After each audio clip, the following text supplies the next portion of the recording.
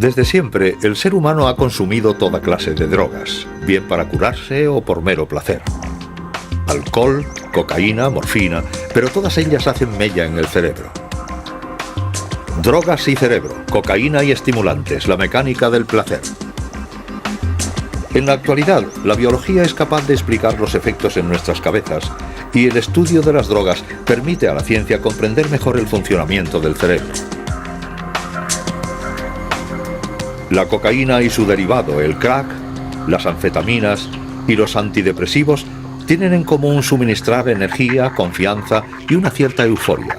Todas son drogas estimulantes del cerebro. En las montañas de América del Sur, la hoja de coca es una planta sagrada y milenaria. Bajo el imperio inca, la quemaban y la consumían durante las ceremonias en honor al dios Sol. Aún hoy en día, los chamanes indios se sirven de ella para los ritos adivinatorios.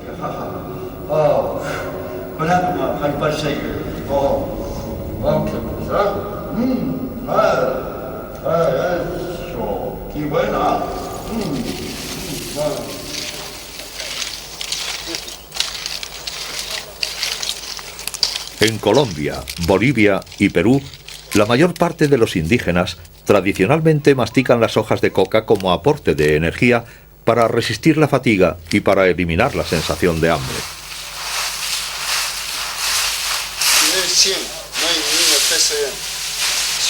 Aunque los campesinos tienen el derecho a cultivar la coca de manera legal para el consumo propio o para la fabricación de medicamentos, sin embargo, pueden ganar el doble vendiendo su cosecha a los laboratorios clandestinos que fabrican la cocaína.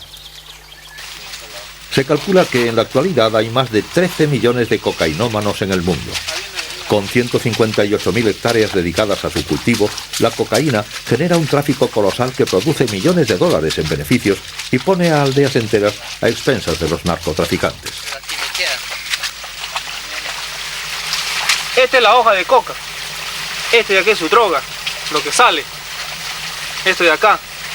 Esto una vez que se le pisa ya comienza a salir, mira. Sale la droga. Su nombre es el... Primero le ponemos esto, o más. Para que tenga efectos en el cerebro, el punto de partida es puramente químico, con grandes dosis de cal, ácido sulfúrico y queroseno que sirven de fijador. A partir de la cocaína se fabrica también un derivado muy potente, el crack, que se vende bajo la forma de pequeñas piedrecitas. En vivo y en directo para que prendas pues estas notas, esto no se toma. Esto se llega hasta nuestro paladar, hasta aquí nomás y se le bota. Ahí va, ahí sale la... Fuerza más.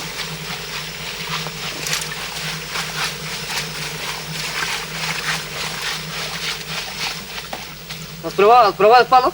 ¿Okay? Sí, siento para la cuchara tengo que... Ya no ve.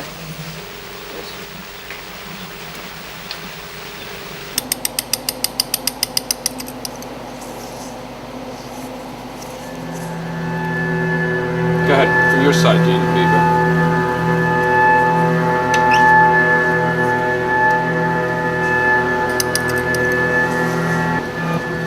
El Laboratorio Nacional de Brookhaven, cerca de Nueva York, es uno de los pocos lugares del mundo en donde investigadores como Jean-Jacques Wang pueden estudiar en tiempo real el cerebro humano bajo la acción de las drogas.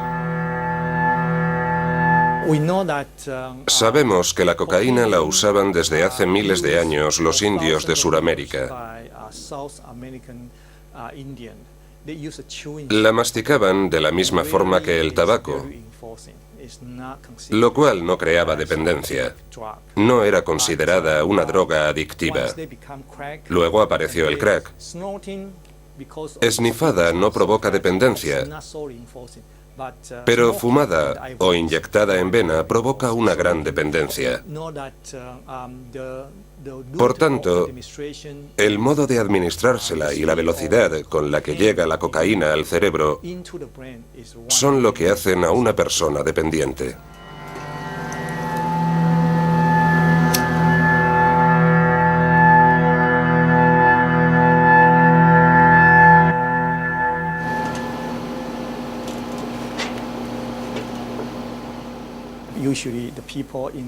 Generalmente, los consumidores neoyorquinos utilizan una pipa con filtro en la que depositan el crack, ponen una cierta cantidad de crack en ella y lo queman con un mechero para inhalarlo. Retienen la respiración y lo exhalan. El humo del crack pasa a través de la boca, de ahí a los pulmones e inmediatamente al cerebro. En Brookhaven utilizan sobre todo la tomografía mediante la emisión de positones. Las radiaciones dibujan de forma virtual el cerebro para identificar las zonas activadas por las drogas. Aquí hemos podido demostrar que el crack invade ciertas regiones del cerebro mucho más rápido que la cocaína en polvo o inyectada, una velocidad que explica la temible intensidad de sus efectos. Estos trabajos están coordinados por Nora Volkov, una científica situada a la cabeza del organismo que supervisa cualquier investigación estadounidense acerca de las drogas. Estamos mostrando con la ayuda de la tecnología de la imagen, junto a otros investigadores y experimentos con animales, que las drogas, administradas repetidamente, perturban de manera fundamental la manera con la que trabaja el cerebro. Afecta especialmente a la motivación. La motivación que una persona siente por tomar esta droga se vuelve extremadamente intensa. Pero también afecta a zonas del cerebro que están implicadas en operaciones como la toma de decisiones, el raciocinio, la capacidad de controlar nuestros actos. Afecta también a los circuitos de la memoria.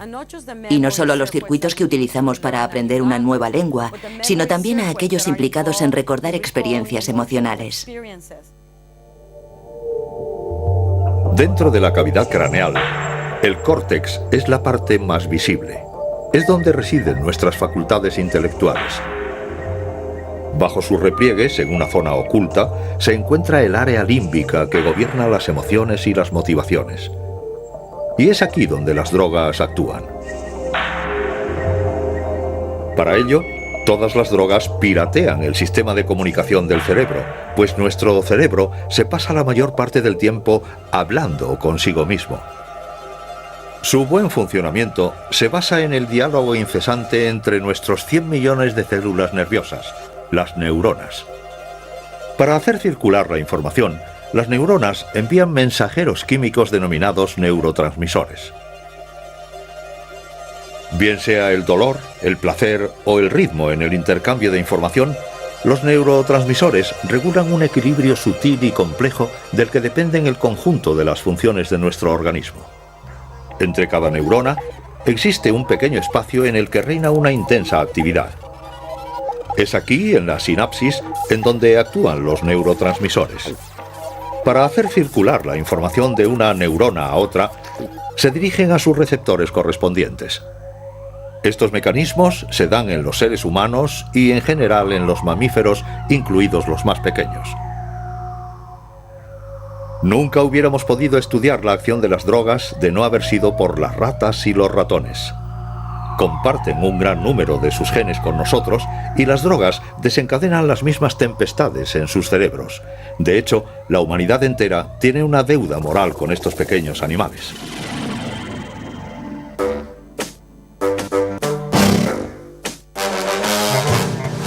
Podemos drogar a las ratas, manipular sus genes e incluso diseccionarlas. Es la triste pero necesaria labor diaria de los laboratorios que comparan el estado de las ratas controladas o normales con las ratas denominadas knockout. Esta técnica consiste en suprimir los genes de los ratones normales. Por ejemplo, el gen responsable de la fabricación de un neurotransmisor. Estos ratones modificados genéticamente se llaman ratones knockout.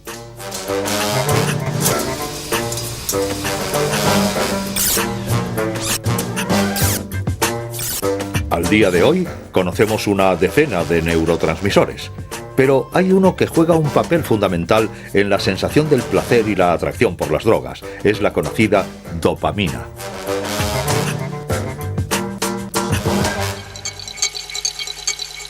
Vean a qué se parece la dopamina al microscopio bajo su forma cristalizada. y bajo la representación de un enlace químico.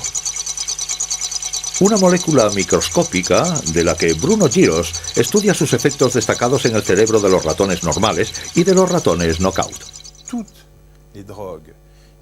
Todas las drogas utilizadas por el hombre, la nicotina, el alcohol, los opiáceos, los cannabinoides, los estimulantes del cerebro, todas estas drogas tienen una cosa en común: liberan dopamina.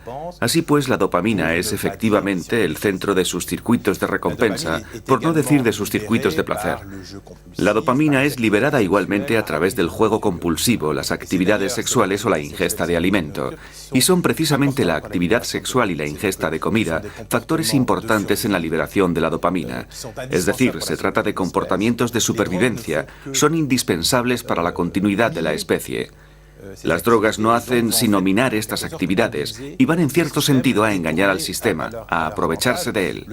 El cerebro en un principio no fue diseñado para depender de las drogas, sino que fue creado para activar sistemas de refuerzo que permitieran justamente la mencionada actividad sexual y la ingesta de alimento. Las drogas de una manera general van a engañar a estos sistemas y ocupar su lugar. Este experimento permite observar una de las funciones de la dopamina. En la caja de la derecha, un ratón normal. A la izquierda, un ratón knockout, al que se le ha suprimido un elemento esencial en el circuito de la dopamina, el que la transporta. Contrariamente al ratón normal, el knockout se muestra inquieto. Si se le inyecta cocaína al ratón normal, este tendrá exactamente el mismo comportamiento.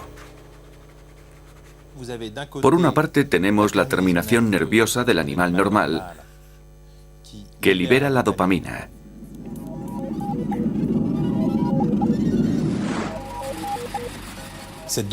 La dopamina no va a tardar en instalarse en los receptores que están aquí en la célula receptora. Y rápidamente dicha dopamina es recaptada por el transportador de la dopamina, aquí, para así alcanzar el interior de la neurona.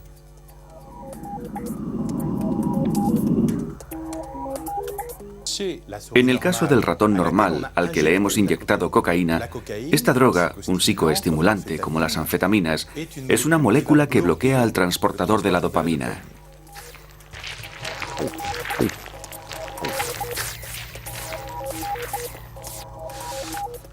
En nuestro ratón knockout se da también la misma terminación, la liberación de la dopamina, la activación de los receptores, pero no la recaptación.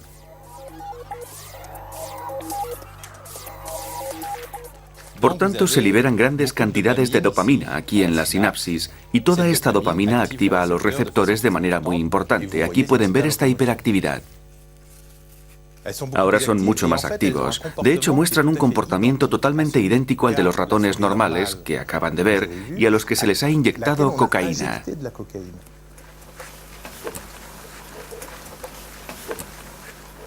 Una vez que hemos comprendido el sistema, ya podemos identificar los mecanismos con los que pondremos en juego una menor cantidad de dopamina a liberar o lo contrario. A continuación lo compararemos con el ser humano para así probar estas hipótesis con las moléculas que están a nuestra disposición o que van a ser desarrolladas en años venideros. Evidentemente, a nuestra cobaya no le podemos preguntar cómo le afecta a su psique, que es lo que buscamos en el hombre. Pero todo lo que hay detrás de estos problemas de pensamiento, toda la neurobiología, es estrictamente la misma. Es justo la expresión de esta neurobiología que, por ejemplo, en los ratones se mostrará en el movimiento y en el hombre en una gran actividad mental. Al observar estos mecanismos en los ratones de control y en los knockout, los investigadores identifican las innumerables funciones de la dopamina en nuestro cerebro. Y cuando cortan estos diminutos cerebros en láminas, atraviesan una primera etapa en el descubrimiento de nuevos medicamentos.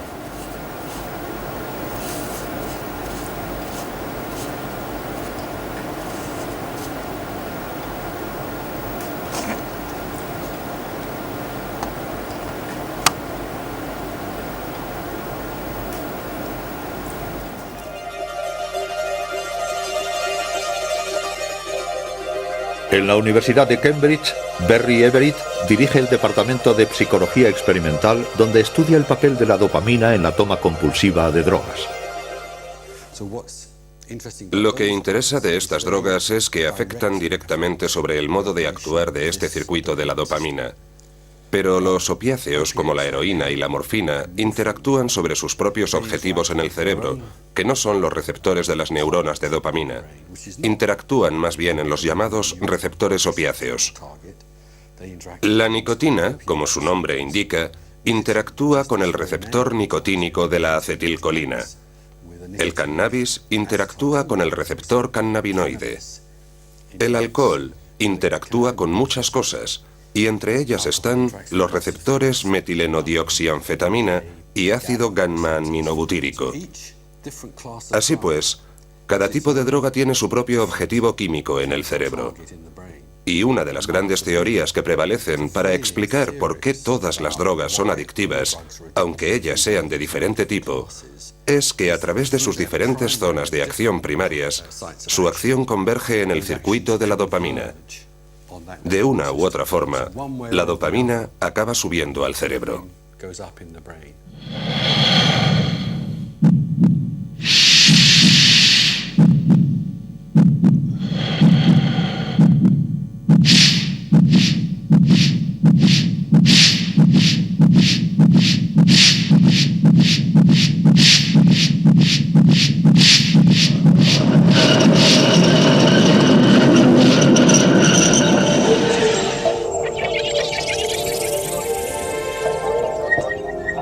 Estimulada por la cocaína, la dopamina no asciende a cualquier parte del cerebro. Se concentra en el área límbica a nivel del cuerpo estriado y más en concreto en el núcleo accumbens. Desde hace 10 años, el estudio de esta zona, a la vez minúscula y crucial, ha desencadenado una pequeña revolución en la neurociencia.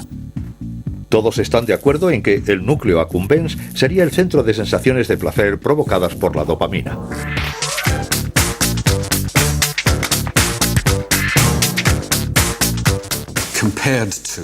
Comparada con otras fuentes de recompensas, y sobre todo con las sensaciones subjetivas de placer, como comer, beber o el sexo, es claro que lo que uno hace cuando lleva a cabo estas actividades es bastante diferente. Cada cual busca el objeto de su motivación. Busca comida, busca agua, se desea sexo. Entonces uno adopta un comportamiento particular, como comer, con todo lo que implica dicho acto. Se degusta, se traga, se ingiere y se libera glucosa. Y se cree que en un determinado punto de este proceso, quizá desde los primeros instantes en que nos llevamos la comida a la boca, cambiamos la actividad del circuito de la dopamina, y esto ha sido medido. Con las drogas no anhelamos ninguno de los que a menudo llamamos comportamientos de consumo, es decir, de llevarnos algo a la boca, degustarlo, masticarlo o incluso mantener una actividad sexual. Cuando algo entra inyectado en vena o en forma de humo por la nariz, se produce un cortocircuito que altera el proceso de la dopamina directa y rápidamente, sin ninguna actividad preliminar. De ahí el concepto de alteración del sistema de recompensa del cerebro.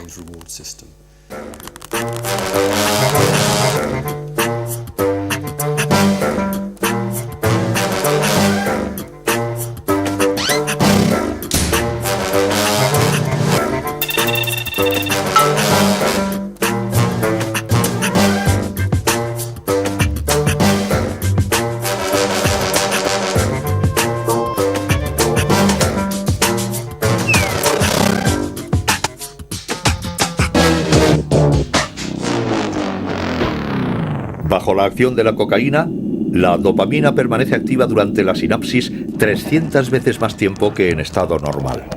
Ciertos estudios demuestran que esta avalancha en el cerebro de los cocainómanos acaba dañando los receptores de la dopamina. Aun reparándose ellos solos, jamás recuperarán la eficacia inicial, incluso después de años de abstinencia. Los daños cerebrales que arrastra son cuadros depresivos y dificultades de concentración.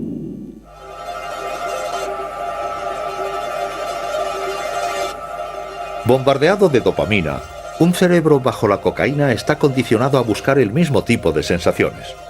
Según el neurobiólogo Wolfram Schultz, es una señal de recompensa para el núcleo accumbens.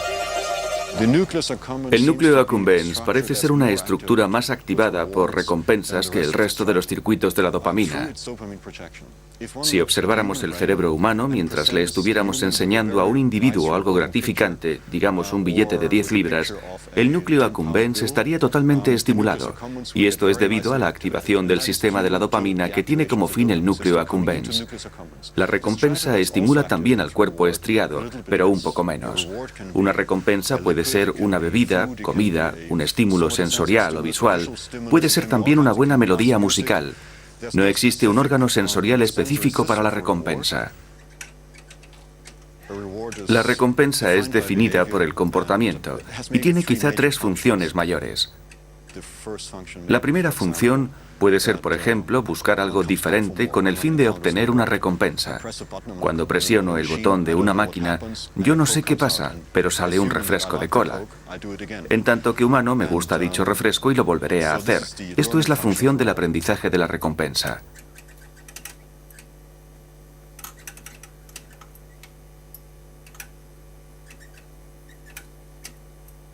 La segunda función es cuando uno encuentra una recompensa y la identifica como tal. Uno se aproxima, se dirige hacia ella, nos alejamos de los castigos y nos acercamos a las recompensas. Con esto podemos decir que nuestro comportamiento de acercamiento es la segunda función generada por la recompensa. Y la tercera función que muchos consideran como la más importante es la función emocional, es la que provoca la felicidad. El recibir una recompensa tiene propiedades hedonísticas, nos pone contentos, nos gusta y uno experimenta emociones positivas. Durante la última década del siglo XIX, cuando nació la cinematografía, fue cuando se descubrieron las propiedades hedonísticas de la cocaína. Largo tiempo vendida libremente, fue adoptada inmediatamente por los artistas, por las estrellas de Hollywood, en ambientes nocturnos. La cocaína, como un medicamento milagro, fue incluso recomendada al principio por el mismísimo doctor Sigmund Freud. Pero la cocaína se consume sobre todo bajo la forma del célebre vino Mariani, entre cuyos clientes entusiastas se encuentran campeones deportivos, escritores famosos y hasta el Papa León XIII. La Coca-Cola contenía cocaína hasta 1903 y se comercializaba como un tonificador del cerebro y una bebida vigorizante.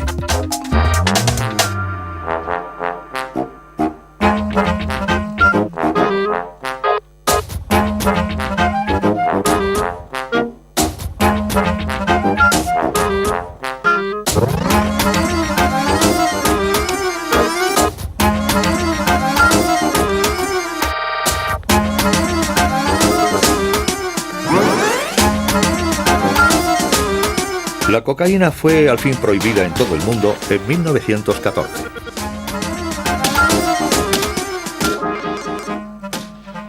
En tanto no pongas a nadie, a ninguna persona, en contacto con drogas adictivas, esa persona jamás será drogodependiente. Pero si pones a cientos de personas en contacto con drogas de adicción, algunas de ellas se volverán adictas. Según se trate del tipo de droga y de la proporción, serán más o menos adictas. La diferencia radica en el cerebro, es algo obvio. Sea patológico o una variación de un comportamiento normal, no creo que eso importe mucho. En el fondo es lo mismo. Es un espectro de diferentes funciones cerebrales que son perturbadas por las drogas. Pero en algunos casos, el cerebro no lo resiste y la persona se vuelve adicta. En otros casos, desaparece como si nada hubiera pasado. Y no solo depende de la anatomía del cerebro. Influyen el ambiente, el contexto social, el pasado del individuo, las circunstancias de la vida, lo que come y lo que bebe. Se combinan muchos factores. Podríamos decir en ciertos casos que es realmente como la esquizofrenia, un auténtico desorden cerebral. Y existen razones para afirmarlo. Es una posibilidad, aunque no lo sé de cierto.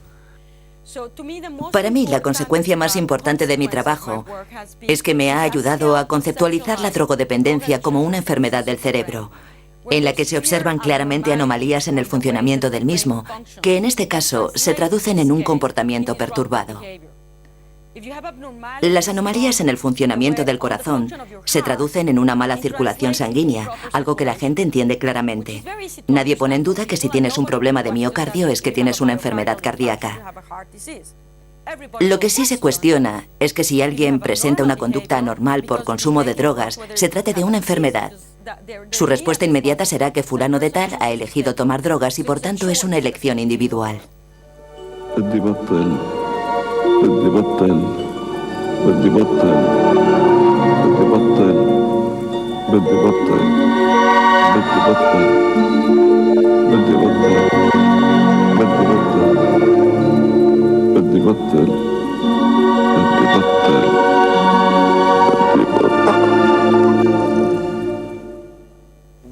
Bueno, creo que hay gente más cualificada que yo para dar una definición de la adicción. Pero si me preguntan mi opinión personal, para mí es un proceso de recompensa no controlado, un proceso de recompensa que uno no puede controlar o que por alguna razón uno no quiere controlar, porque la recompensa es tan grande que sobrepasa a cualquier otra recompensa. En este caso aún sigue más o menos bajo control. Y por supuesto esto lleva a plantearnos hasta qué punto controlamos nuestras propias decisiones y acciones. Unas anomalías en los circuitos cerebrales podrían explicar por qué a ciertas personas les atraen las drogas. Incapaces de resistir a la tentación del placer, son esclavos de sus impulsos.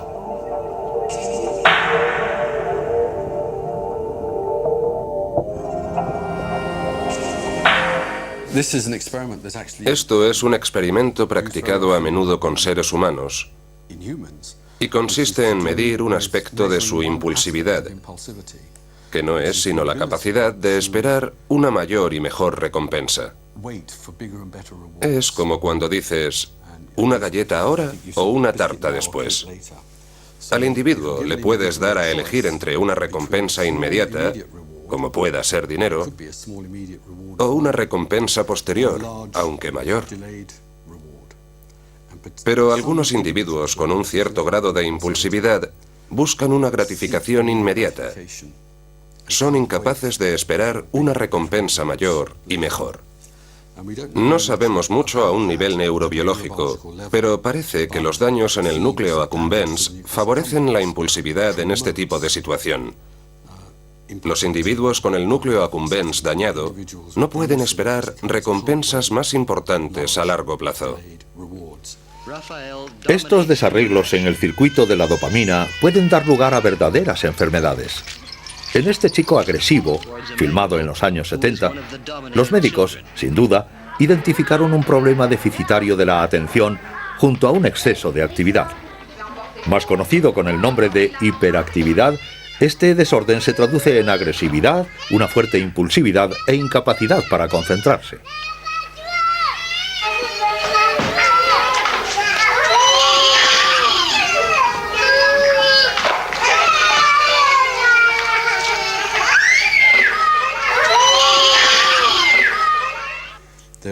Existe otra práctica, como saben, típica de Estados Unidos y ahora generalizada.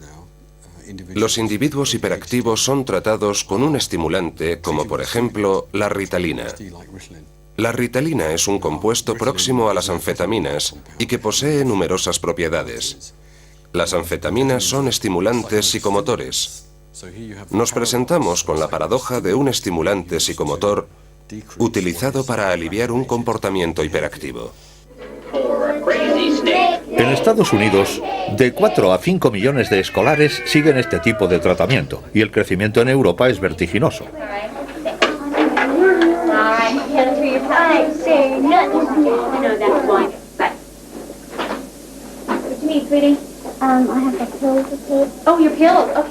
En el cerebro, medicamentos como la Ritalina mantienen una tasa elevada de dopamina bloqueando su recaptación. Un modus operandi comparable al de la cocaína.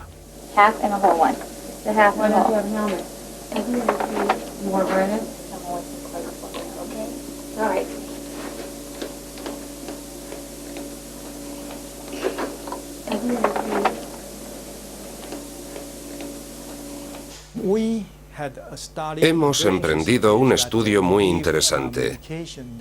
Hemos suministrado un medicamento bastante similar a la cocaína. Este medicamento se llama metilfenidato y se administra siempre bajo prescripción médica, ya que es la variante intravenosa de la Ritalina.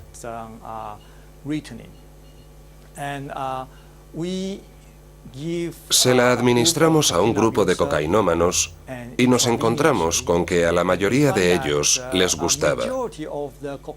La razón por la que ellos tomaban cocaína era porque padecían hiperactividad. Recurrían a la cocaína para tratarse ellos solos. Este grupo de gente, en cuanto tomaban cocaína, se sentían mucho mejor. Una vez que supimos esto, les aconsejamos que visitaran a un psiquiatra para curar su hiperactividad.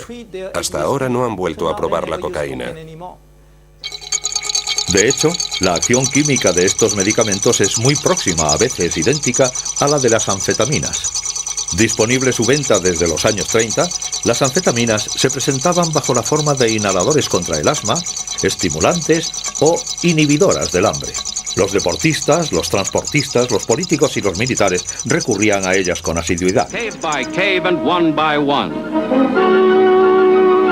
Incluso se podría decir que durante la Segunda Guerra Mundial las anfetaminas circulaban por todas partes.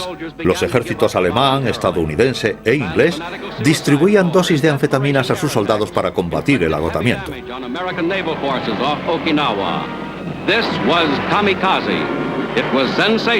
La inconsciencia de los kamikazes japoneses se explica en parte por su gran consumo de anfetaminas. Tras la derrota de Japón, los stocks quedaron a libre disposición del mercado y la adicción a las anfetaminas se convirtió en un grave problema en el Japón de la posguerra.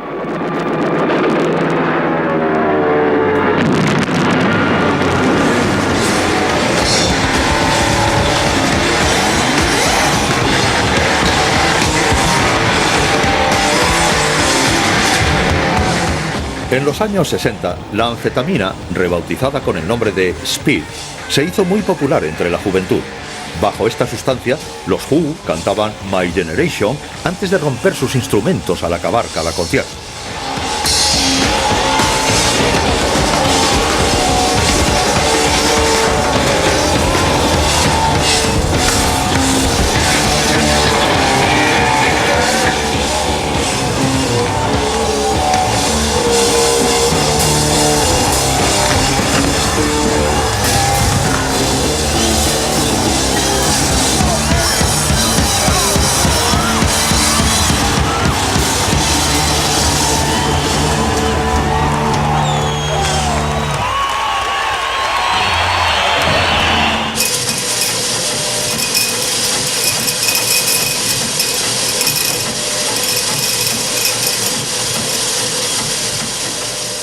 En los años 80, las anfetaminas cayeron en la ilegalidad. Pero 26 millones de personas en todo el mundo, 3 millones de ellas japonesas, continúan consumiéndolas. A diferencia de la anfetamina ordinaria, productos como la Ritalina, administrada a los niños, actúan más lentamente y durante más tiempo. ¿Resultado?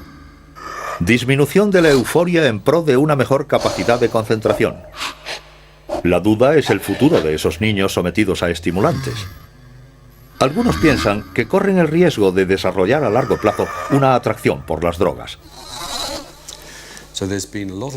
Ha habido varios estudios para ver si a los niños a esta edad vulnerable de desarrollo del cerebro, suministrarles un estimulante psicomotor sometería sus mecanismos cerebrales a una futura adicción. Yo diría que las informaciones obtenidas son ambiguas. Varios estudios sugieren un aumento del predominio de la vulnerabilidad en los individuos cuya hiperactividad ha sido tratada con Ritalina. Otros estudios han demostrado lo contrario. Por tanto, creo que no es nada fácil. Es difícil de explicar. El número de pacientes tratados de hiperactividad es realmente considerable, pero nada en comparación con los 300 millones de consumidores de otro tipo de psicoestimulantes recetados por los médicos, los antidepresivos.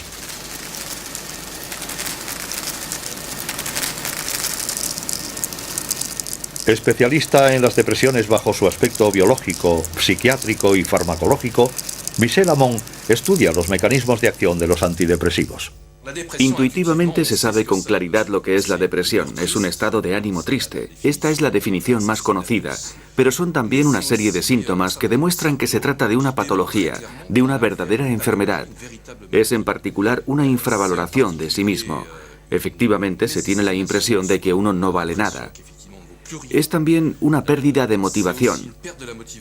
Es, en cierto sentido, una pérdida del impulso vital. Es decir, se carece de una capacidad de búsqueda, de experimentar el placer de la vida cotidiana, de las actividades del día a día. Y esto se puede hacer patente en el trabajo, por ejemplo, a través de una pérdida de motivación. Los cerebros de los deprimidos presentan un déficit de serotonina, un neurotransmisor indispensable para nuestro bienestar y que aquí vemos en su forma cristalizada. Este déficit de serotonina afecta a varias zonas del cerebro. Primeramente al cuerpo estriado, responsable de los movimientos inconscientes. Después al tálamo y al hipotálamo, que regulan funciones corporales como la temperatura, el apetito y el sueño. Estas funciones están perturbadas en las personas depresivas. También afecta a otras dos estructuras, la amígdala, que activa los reflejos ante el miedo, y el hipocampo, responsable de la memoria emocional.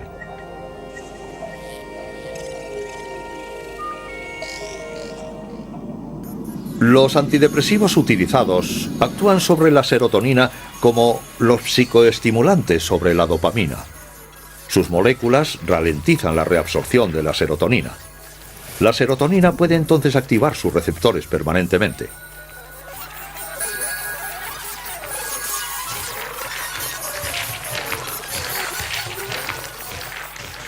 Conocemos los objetivos de los antidepresivos. Son unos neuromediadores denominados monoaminas.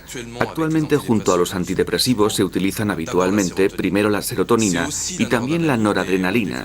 Y ahora se están desarrollando medicamentos mixtos, serotonina-noradrenalina. Pues bien, parece ser que cuando actúa sobre los neurotransmisores, afecta también a la dopamina, y esta última es la hormona del placer. Además, es la capacidad de búsqueda, de sentir placer, lo que pierden los individuos depresivos. Pero esto no quiere decir que solo las neuronas que contienen serotonina son las que se activan. Es una especie de cascada, es decir, que en el momento en que la serotonina va mejor, afecta también a la noradrenalina, a la dopamina y en un principio al conjunto de los sistemas de monoaminas. Después, los otros sistemas de neuronas también ven su sistema mejorado, en parte restablecido. Michel Ammon trabaja sobre las moléculas que no solamente tienen que ver con los síntomas de la depresión, sino también con su causa directa, el estrés.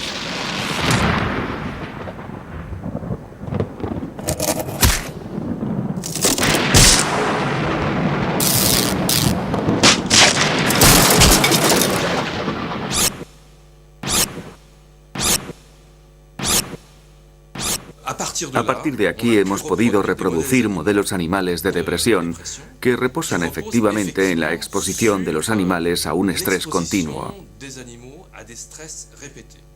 Hay un modelo muy válido desde este punto de vista que funciona bastante bien. Y bueno, pronto trataremos a estos animales con los antidepresivos. Nos damos cuenta efectivamente de la alteración en la conducta inducida por un estrés repetido que se asemeja mucho a los síntomas de la depresión en los humanos y que pueden ser corregidos con los antidepresivos.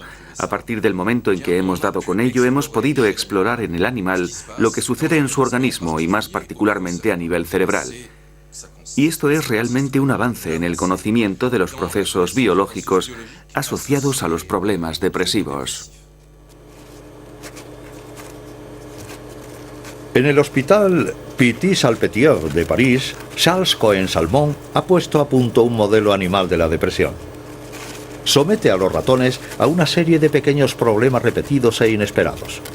Primer caso de estrés, la jaula inclinada. Sometidos a las tribulaciones de Sísifo, los ratones no aprecian nada la vida cuesta arriba.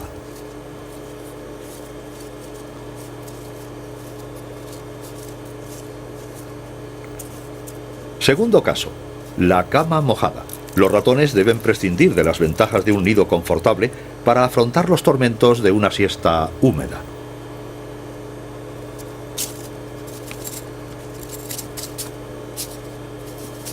Tercer caso, los problemas de comunicación.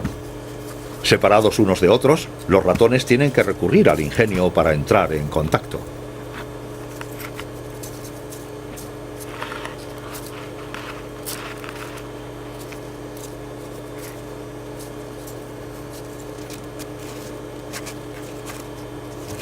El factor estrés altera el funcionamiento del cerebro y puede hacer caer a estos roedores en un estado depresivo.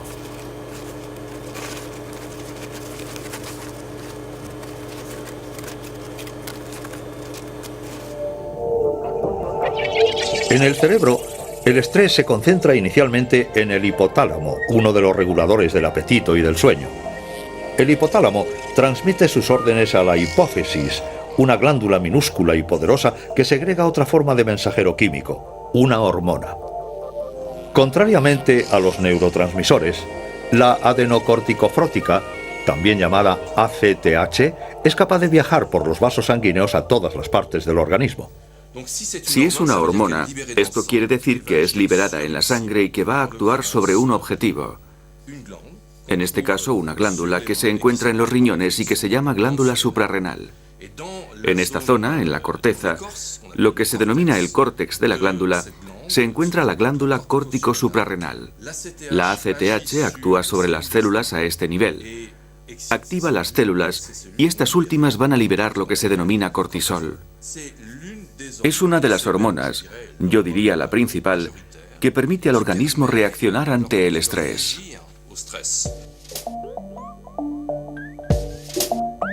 El cortisol desata una movilización general del organismo y una explotación intensiva de las reservas de energía, los azúcares y las grasas. Después, el cortisol regresa al cerebro para informar al hipotálamo que ha cumplido con su trabajo. Y normalmente, cuando el estrés ha desaparecido, el ciclo se aminora y el organismo recobra su estado de equilibrio. Pero sucede que el cortisol se acelera y que pasa sin detenerse. Es una vía abierta para la depresión.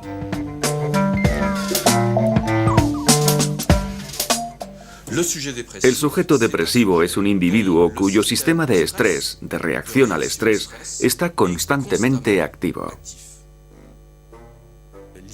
El concepto es impedir esta acción del cortisol y por tanto actuar directamente sobre este axón para frenar su actividad. Existen productos que funcionan muy bien sobre los animales y que impiden la actividad excesiva de este axón.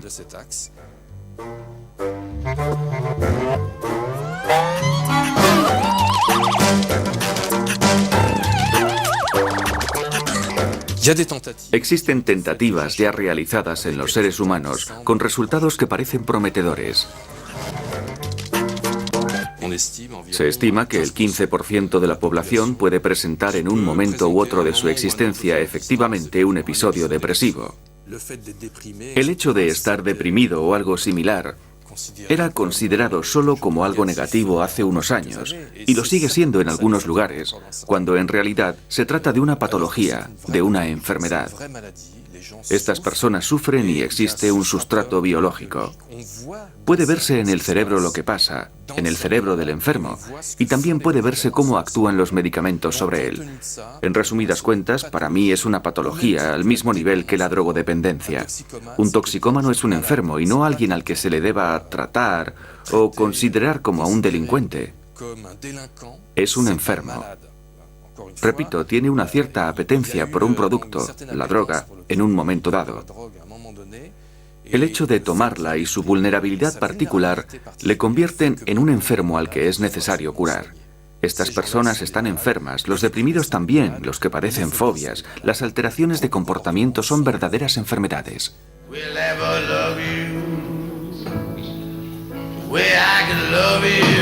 En todo el mundo, los gobiernos multiplican las campañas de prevención contra la cocaína. Pero todo se ha dicho sin gran efecto. Para los investigadores, la adicción no es una elección. Porque te quiero, porque te necesito. Pero si no sé nada. Quiero que vengas conmigo al Valle, Gabriel.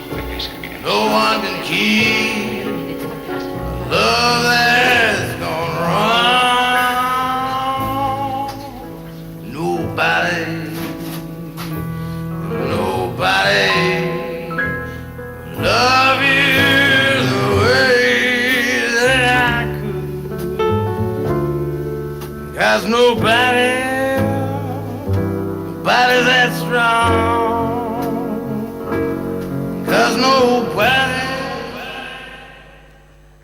Inicialmente hay una elección, aunque lo digo entre comillas, porque la adicción empieza realmente durante la adolescencia y a veces antes. Cuando los jóvenes están expuestos a las drogas, es en un contexto de grupo y de presión.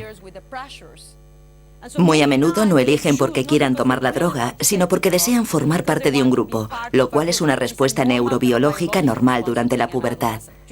Quieren caer bien, ser apreciados por sus colegas, están influidos por la interacción del grupo. Digamos que deciden probar la droga sin tener en cuenta estos factores. Algunos de ellos lo harán, la probarán, no les gustará y se acabó.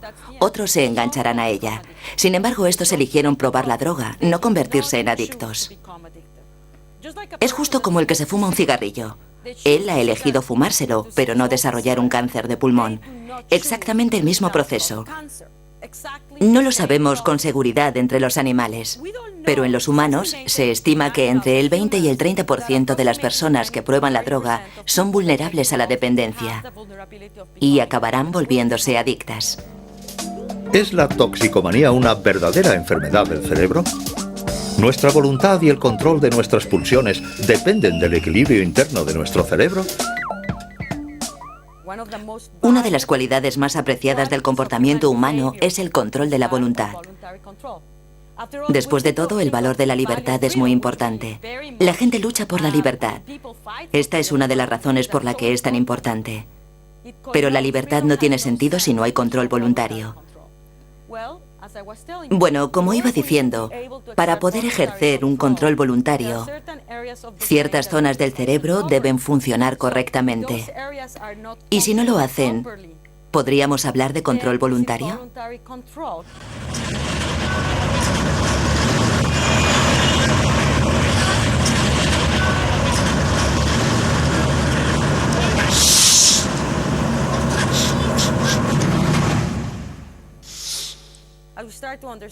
Lo que estamos empezando a comprender es que cuestiones fundamentales respecto a lo que constituye el comportamiento voluntario se hacen cada vez más evidentes.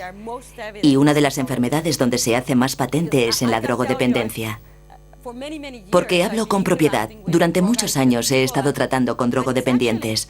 Actualmente, entre estas personas adictas, algunas mujeres, por ejemplo, han perdido a sus hijos a causa de la droga.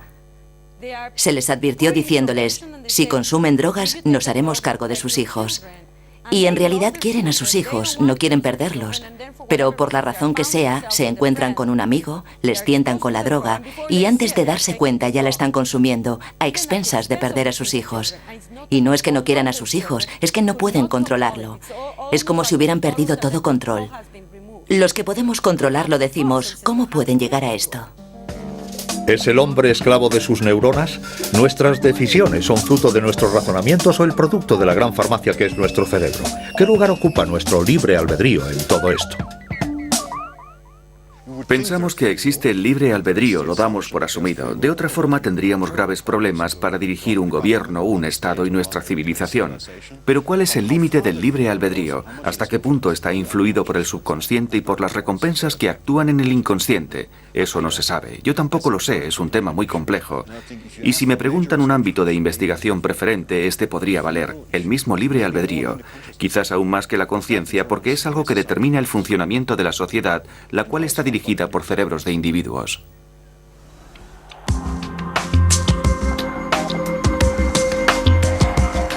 En lucha contra sus pulsiones, desestabilizado por su farmacia interior, ¿el hombre sería un juguete de su cocina cerebral?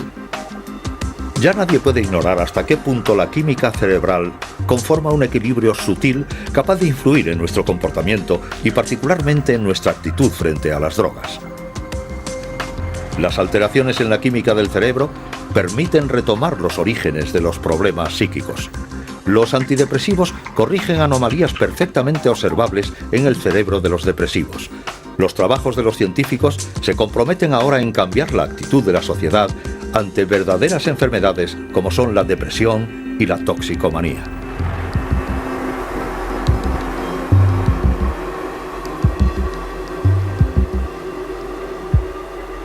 A todas las ratas y ratones que cada día en los laboratorios contribuyen a una mejor comprensión de la ciencia humana.